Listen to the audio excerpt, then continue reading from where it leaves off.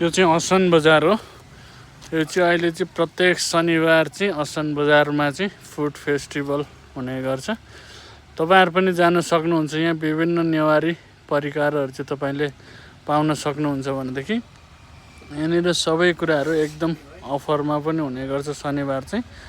जस्तै नेवारी परिकारमा योमरी अनि बारा छोइला नेवारी खाजा सेटहरु पनि उपलब्ध हुन्छ।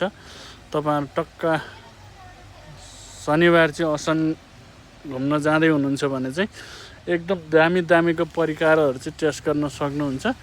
र अरु पनि विभिन्न अचारहरु ब्रान्डका अचारहरु राखेको हुँदो रहेछ। म पनि आज पुगेर आएँ। एकदम दामी लाग्यो असन बजार।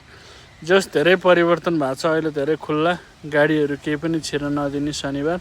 बाइकहरु पनि त्यति छिर्न दिँदैनन् यहाँनिर चाहिँ शनिबार भनेदेखि।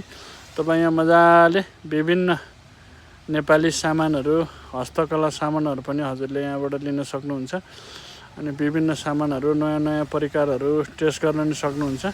विशेष गरी चाहिँ यहाँले चाहिँ यो मरीको चाहिँ एकदम दामीको फेस्टिभ लाग्ने गर्छ। यो मरीको चाहिँ सबैको रोजाइमा पर्न सफल छ। यहाँको चाहिँ धेरै राम्रो छ।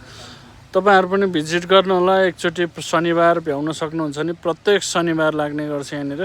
धेरैजना मान्छेहरु आएर एकदम मिठो मानेर खाइरहेको देख्नुहुन्छन्। बारा छोइला योमरी भनेदेखि नेवारी खाजा सेटहरु एकदम दामीको अचारहरु पनि लिन सक्नुहुन्छ है त।